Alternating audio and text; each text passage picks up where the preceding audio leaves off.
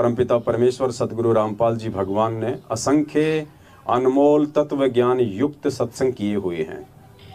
लेकिन साथ संगति में हम जो भाई बहन आते हैं, हमारा जो मकसद है वो परमेश्वर के इस ज्ञान को जो परमात्मा ने 27 वर्षों से हमें दिया है, उस ज्ञान का जो निष्कर्ष है, उस ज्ञान का जो सार है, उन सत्संगों के माध्यम से परमात्मा हमें क्या समझाना चाहते हैं, परमात्मा हमें क्या सिखाना चाहते हैं, उसका जो निष्कर्ष है, उसका जो सार है, वो सात संगतियों में निकल के आता है, जिससे हमारा भक्ति मार्ग पे दृढ़ता बढ़ती है और पूज्य गुरुदेव जी में विश्वास बढ़ेगा। और परमात्मा में विश्वास हमारा उसी समय बढ़ेगा जब हम परमात्मा को परमात्मा मान लेंगे। जब तक हम पूज्य गुरुदेव जी को एक आम व्यक्ति मानेंगे, एक आम संत मानेंगे, केवल अपना एक जो है गुरु मानेंगे, तब तक उनके अंदर वो भाव, वो श्रद्धा, वो समर्पण पैदा नहीं हो सकता। चाहे हम कितनी बात बनाएं, चाहे हम मुख से उन्हें परमात्मा कहें, चाहे बंदी छोड़ कहें। और परमात्मा ने बताया कि इसका एक फॉर्मूला है, अपने गुरु को परमात्मा मानने का एक फॉर्मूला है। उस फॉर्मूले के बिना, भगत जी वो आईपैड देना, उसका परमात्मा ने एक फॉर्मूला बताया हमें।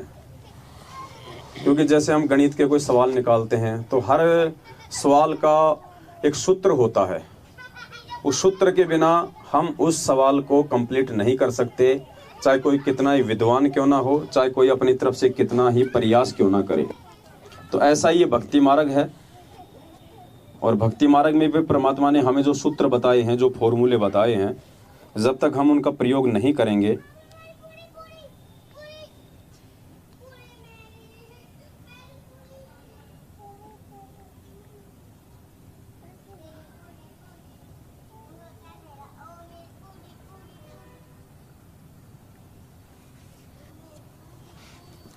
तो मालिक ने हमें एक सूत्र बताया है अपने सत्संग में, एक फॉर्मूला बताया है गुरु को परमात्मा मानने के विषय में।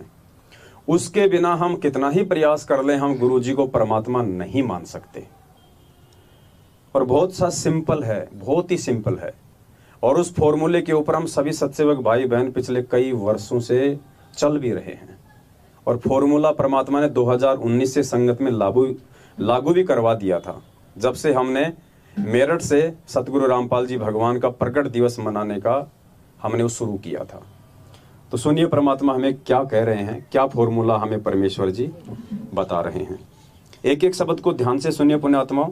साथ संगति का यही फायदा है कि साथ संगति से हमारे को दृढ़ता लेनी है, हमारे को विश्वास बढ़ाना है, आपसी प्यार प्रेम और भाईचारे को हमने जो है बढ़ावा देना है। अगर हम इतना समय निकाल के आते हैं और रातों को यदि हम जागते हैं तो उसका एक प्रयोजन है, और वो प्रयोजन यदि सफल ना हुआ तो साथ संगति में आने का फिर कोई फायदा नहीं होगा। लेकिन आपके लिए परमात्मा का विधान है, गुरु गोविंद कर जानियो और रहियो शब्द समाए, मिले तो दंडवत बंद की नहीं, पल पल ध्यान लगावे कि गुरु को भगवान मान। भगत जी बच्चों को या तो इनकी मम्मी को दिया हो, आप इनको जबरदस्ती मत पकड़ो इनको।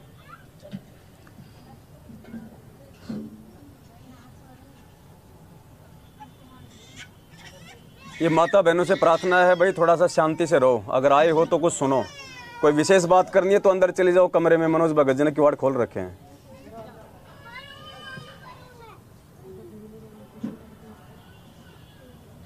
लेकिन आपके लिए परमात्मा का विधान है, गुरु गोविंद कर जानियो और रहियो शब्द समाए, मिले तो दंडवत बंद की नहीं, पल पल ध्यान लगावे कि गुरु को भगवान मानकर चलना। और रहियो शब्द समाए, शब्द समाए रखना मतलब जो उसने मंत्र दिया है वो सत मंत्र सतनाम यानी सत भक्ति, उसमें लीन रहना, गुरु जी को भगवान मानना और जो उपदेश मंत्र दिया उसमें समाये रहना, उसकी भक्ति पर ज्यादा ध्यान रखना। और जब भी मिले तो दंडवत बंद की, जहाँ मिले वहाँ दंडवत प्रणाम करना। और नहीं मिल पाती हो जैसे घर पे तो पल पल ध्यान लगावे, यानी परमात्मा के गुणों को अपने गुरु जी के ऊपर लक्षित करें और फिर आपका भाव बनेगा। और नहीं मिल पाती हो तो परमात्मा ने क्या फॉर्मूला बताया कि परमात्मा के गुणों को अपने गुरुजी के ऊपर लक्षित करो, तब आपके भाव बनेंगे, वरना बिल्कुल नहीं बन सकते। परमात्मा के लक्षणों को, परमात्मा के गुणों को अपने गुरुजी के ऊपर लागू करो, लक्षित करो। ध्यान से सुनो एक बार फिर से। जैसे घर पे तो पल पल ध्यान लगावे, यानी परमात्मा के गुणों को अपने गुरुजी के ऊपर लक्षित करें, और फिर आपका भाव बनेगा, एक प्यार जागेगा इस दास के प्रति, जैसा इस काल के प्रति जागा था। क्या कह रहे हैं पूज्य गुरुदेव जी कि परमात्मा के गुणों को अपने गुरुदेव के ऊपर लक्षित करो, फिर आपका प्यार जागेगा, आपके भाव बनेंगे, जैसा इस काल के प्रति जगा था। तो पुण्यात्माओं, ये गुरुजी का एक आदेश हो गया आप और हमारे लिए। अभी सत्संग तो हम सुनते हैं, बहुत सुनते हैं ये, लेकिन हमारा ध्यान नहीं जाता कि यहाँ गुरुजी क्या बात बोल रहे हैं, कितनी इंपॉर्टेंट बात यहाँ बोल दी परमात्मा ने कि परमात्मा के लक्षणों को अपने गुरुजी के ऊपर लक्षित करो। ये आदेश भी हो गया गुरुजी का। तो परमात्मा का सबसे पहला गुण क्या है? परमात्मा किसी माँ के गर्भ से जन्म नहीं लेता है। परमात्मा स्वयंभू होता है। परमात्मा आदि अनादि होता है। ना सतगुरु जननी जने जाके माना बाप, पिंड ब्रह्मांड से रहित है ना वहां तीनों। तो ये आदेश हो गया हमारे पूज्य गुरुदेव जी का आप और हमारे लिए। तो परमेश्वर का जो प्रथम जो गुण होता है वो होता है स्वयंभू। वो प्रकट होते हैं, वो किसी माँ के गर्भ से जन्म नहीं लेते, इसलिए हम उस परमेश्वर को मानुष्य नहीं मान सकते। इसीलिए आदरणीय गरीबदास जी महाराज जी ने कहा है कि गुरु को मानुष जो गिने और करे चरणा अमृत को पान। यानी आप गुरु जी के चरणों का अमृत भी पी रहे हैं और गुरु जी को मानुष भी मान रहे हैं, अपने जैसा, माँ से जन्म लेके आया हुआ। कहते ते नर नरक में जाएंगे, जन्म जन्म बने समान। वो कुत्ते की योनि में जाएगा ऐसा प्राणी जिसने अपना गुरु भी बना रखा है और गुरु को फिर अपने जैसा सामान्य व्यक्ति भी मानता है। और दूसरी वाणी में आदरणीय गरीबदास जी महाराज जी कहते हैं कि गुरु मानुष कर जानते वो नर कहिए अंध। बिल्कुल उसको बेबुद्धि वाला बताया परमात्मा ने। और दुखी संसार में, यानी वो भक्ति का लाभ नहीं उठा पाएगा, उसको दुखी होना पड़ेगा। दुखी का मतलब ठीक है, जैसी भक्ति करेगा वैसा उसको मिलेगा, राजा बन जाएगा, महाराजा बन जाएगा, ब्रह्मा विष्णु महेश बन जाएगा, इंद्र बन जाएगा, देवी देवता बन जाएगा, लेकिन फिर वापस 84 लाख योनियों में वही दुर्गति होनी है। तो कहते हैं महादुखी संसार में वापस आके उसको यहाँ दुख उठाने पड़ेंगे फिर, और आ गए यम के फंद। तो ये जो लक्षण है परमात्मा का, जो गुरुदेव अपने सत्संग में कह रहे हैं, आप और हमने तो शायद ही सत्संग भी नहीं सुना था सन 2019 में ये, लेकिन सन 2019 से हम सभी भाई बहन परमात्मा जी का प्रकट दिवस मना रहे हैं, सतगुरुदेव जी का प्रकट दिवस मना रहे हैं। तो पुण्यात्माओं, ये सबूत तो बाद में आ रहे हैं, और परमात्मा अपने बच्चों के माध्यम से पहले सारी चीजें भक्ति मार्ग की लागू करवा रहे हैं।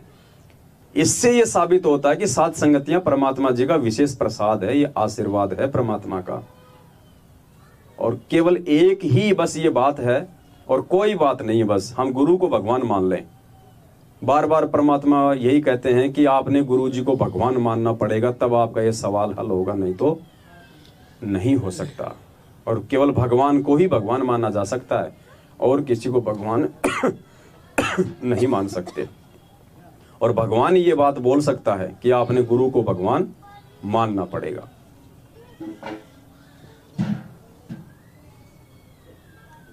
घर पे तो पल पल ध्यान लगावे, यानी परमात्मा के गुणों को अपने गुरु जी के ऊपर लक्षित करें, और फिर आपका भाव बनेगा, एक प्यार जागेगा इस दास के प्रति, जैसा इस काल के प्रति जागा था।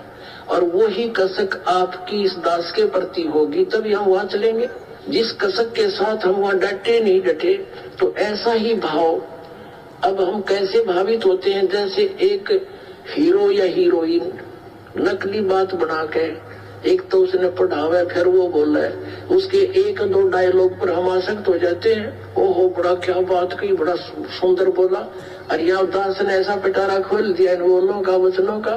तो इस आधार से भी आपने प्रभावित होना चाहिए, जब आपकी आत्मा निर्मल हो जाएगी। कमाल कर दिया गुरु जी ने, तो ऐसे निर्णय करके ज्ञान दे दिया।